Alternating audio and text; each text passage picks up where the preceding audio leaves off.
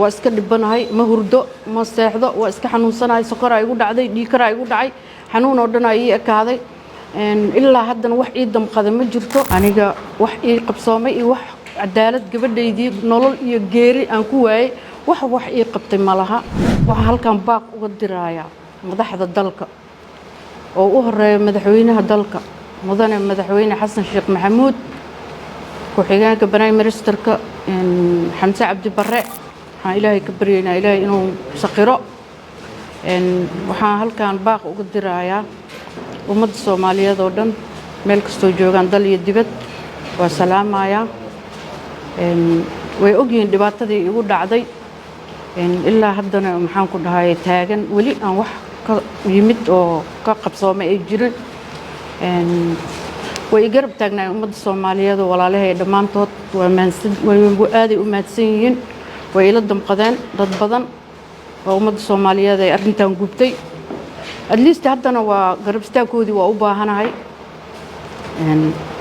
aniga wax ii qabsoomay iyo wax cadaalad gabadhaydii nolol iyo geeri aan ku waayay wax ii qabtay malaha waa iska dhibanahay ma hurdo ma seexdo waa iska xanuunsanahay sokor igu dhacday dhiikar igu dhacay xanuun oo dhan ay ekaaday ilaa haddana wax ii damqaday ma jirto Allahu musta'aan marka waxa halkan baaq uga diraaya madaxda dalka oo u horeeyo madaxweynaha dalka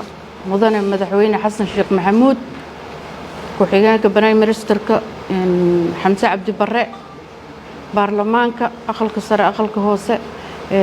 mudane aadan maxamed nuur aadan madoobe sheekh aadan madoobe oo ballan qaaday oo dhammaantood ay ballan qaadeen macallin madaxweynaha